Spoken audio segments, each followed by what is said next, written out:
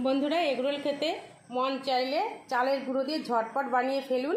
বাড়িতে থাকা কিছু উপকরণ দিয়ে বানানো খুবই সহজ, খেতেও দারুণ লাগে। একবার খেলে বারবার খেতে ইচ্ছে করবে। নমস্কার বন্ধুরা, আজকে আমি একটি নতুন রেসিপি আপনাদের সাথে শেয়ার করব। চালের গুঁড়ো দিয়ে আমি রোল বানাবো, হাতে না বেলেই আমি রোল বানাবো। তো চলুন বন্ধুরা, কিভাবে আমি চালের গুঁড়ি দিয়ে এগরোল বানাই সেই পুরো ভিডিওটা আপনাদের দেখার জন্য অনুরোধ রইল। তো দেখুন, এখানে আমি কিছুটা চালের গুঁড়ি নিয়ে নিয়েছি। এখন দিয়ে দেবো কিছুটা লবণ। এবার দিয়ে দেব ভেঙে রাখা ডিম।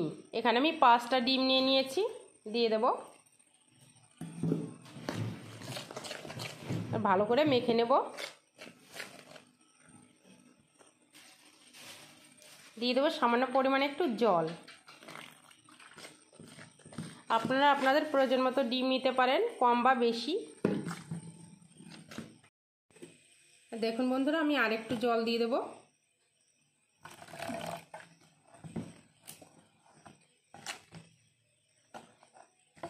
ব্যাটারটা এইভাবে গুলে নিতে হবে।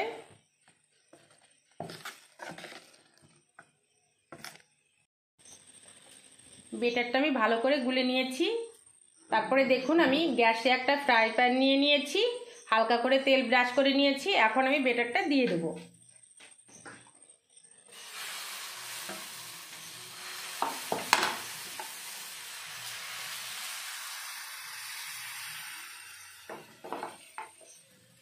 বন্ধুরা, এইভাবে রোল বানালে জাস্ট অসাধারণ লাগে খেতে। পাশ দিয়ে আমি আরেকটু সাদা তেল দিয়ে দেব।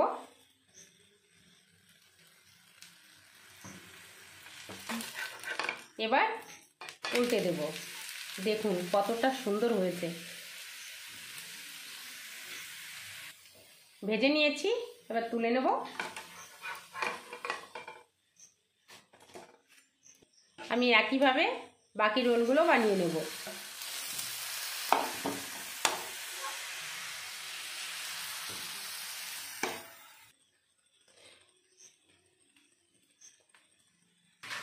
বন্ধুরা দেখুন, সমস্ত রুটিগুলো আমি ভেজে নিয়েছি। এবার রোল করে নেব। বন্ধুরা দেখুন, এখানে আমি শসা কেটে রেখেছি, কিছুটা কাঁচা লঙ্কা, কাঁচা পেঁয়াজ। তো এখন আমি রোলগুলো বানিয়ে নেব। দেব শসা কুচি, পেঁয়াজ কুচি, কাঁচা লঙ্কা কুচি, বিট লবণ, গোলমরিচের গুঁড়ো,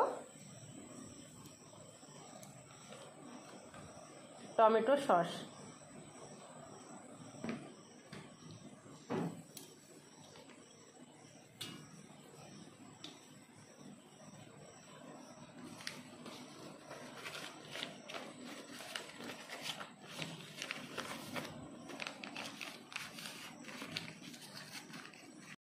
বন্ধুরা, এগরোল খেতে মন চাইলে চালের গুঁড়ো দিয়ে ঝটপট বানিয়ে ফেলুন।